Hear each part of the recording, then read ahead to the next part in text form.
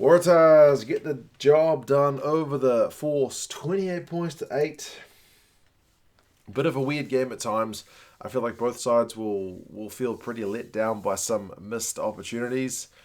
Maybe the Tars, especially for not being able to capitalise with a bonus point, and the Force just couldn't quite, after getting those 8 points, couldn't quite get that extra score to really put the pressure back on the Waratahs. So the Waratahs kind of were a bit comfortable, I think, for most of this game and tried to let loose at the end, but they'll still certainly take the win. The lead changed a few times. It was a bit of a tit-for-tat first half. It was a bit of an ominous one for the Force early because the Waratahs got the first scrum penalty.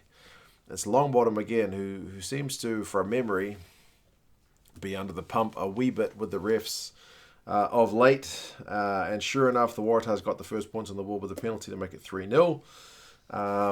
They were pulling out all the stops, the Tars, to a young team, I guess, but to try and keep the Force guys at bay. The Force went for a cheeky 50-22, and Will Harrison did really well to athletically kind of scramble back and make sure it didn't go into touch. He managed to bat it backwards, so I guess about as committed as you get without having, to tackle somebody. Good commitment from him to sacrifice himself for the team, and it was a good effort, and it paid off. However, it was a few minutes later that the Force got the first try of the game. It was prior to Kahui, and Kahui, without even thinking about it, just drops the ball on his foot, puts the kick through, and that man, Stunder, he goes through for the try, first man to the ball, and it seemed like he and Kahui had kind of a telepathic thing going on where he knew what he was thinking. Don't know if it was a set play or what, but either way, it was good work. The conversion, unfortunately, for the Force just kind of faded to the right, and it was 5 points to 3. So you've already had your first lead change, and then the Tars kick a penalty not that long later to go back in front. Force kick a penalty to go back in front. So at that point, it looks like they're going to kind of trade the lead for the rest of the game. But the Force don't score after that. And that's pretty much just before the half an hour mark. And if you can't score for more than half the game, it's probably going to be a pretty tough one to win. But that's the way it ended up panning out. Waratahs again, scrum penalty in the first half. So they went in front with that one to make it 9 points to 8. And then to make matters worse for the Force, but to really put the Tars on top, Newsom got a try down the right wing. It was Jake Gordon with a semi-line break. Maddox is, I think, the first man to the breakdown, and big pass from him goes over to Newsom on the right wing, and great conversion from Harrison makes it 16 points to 8. Right before halftime, it was a key moment for the Force. The Waratahs went 24 phases on the Force's line. They were just hammering on the door, and you're thinking, man, if the Tars score here, this is potentially game over, especially going into halftime.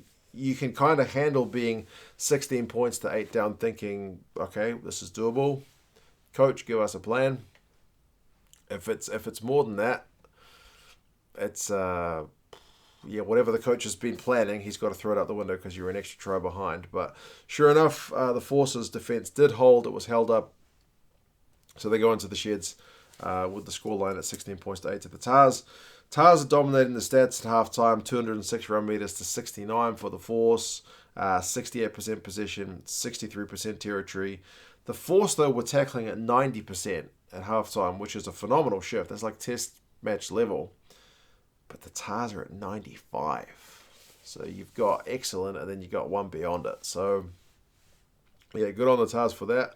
Penalty count's pretty low in the first half, 4 by the Force, 2 by the Tars. Remember, 2 of those are Longbottom, so he's the one getting punished at scrum time. Second half, the Waratahs kind of kick on from where they left off because Maddox gets a try, but it is an intercept. Actually, I would say of the first 4 minutes of that second half, the Force seemed to be the stronger starting of the two teams, but they couldn't capitalise. Maddox intercepts Lance's pass. He's got too much gas for everybody, and that makes it 23 points to 8. And then there's no scoring right until pretty much full time. The score doesn't change. The Force have a period of pressure. They get held up. They start winning scrum penalties, but at a key moment when they needed to have a big scrum, because they elected from a penalty to take another scrum, the Waratahs then get a scrum awarded by the referee. So all the momentum goes out the window, and the Tars, even their backs were coming in to celebrate with the forwards for really getting them out of jail with that one. The Force fullback, I think his name's Strawn, he had probably the play of the game with a chip and chase run that he manufactured from like his own 22. And they ended up going close, really putting the pressure on the Tars. But again, they got penalised eventually at the breakdown to turn things over. Maddox went over for a try on 60 minutes, but it was called back for obstruction. I think Andrew Reedy did a pretty good job to make it look like he might have been able to get in the vicinity of Maddox. He ran into Harry Johnson-Holmes, I think. And I don't think he would have got him. But Harry Johnson-Holmes shouldn't have been there. So the fact that the doubt's in the ref's mind means it's an obstruction call. And then 74 minutes, Gordon goes over for a try. But it's also chalked off because I think Gordon was advancing when he was in front of the kicker.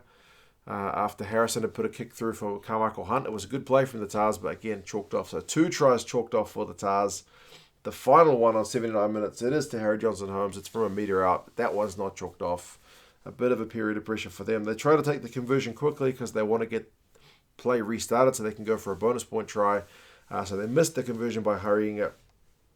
And after a period of phases, after the hooter, they can't score. So it finishes 28 points to 8, 20-point victory for the Tars.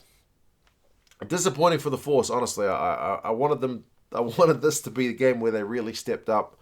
But they did let some chances go. I was pleased with their defence. They finished with 88% tackling rate, which is really acceptable because there's times when it's easy to switch off. But they didn't switch off in this one. They still conceded a few tries, but they showed at the end of that first half that they had some guts and were willing to slog it out with the Tars. The Tars, though, maybe if they're going to get that consistency, because they're up into second place now, they could be becoming a bit of a threat in AU because they've looked a bit ordinary at times, but then recent weeks they've picked things up. 95% tackle rate. That is absolutely phenomenal.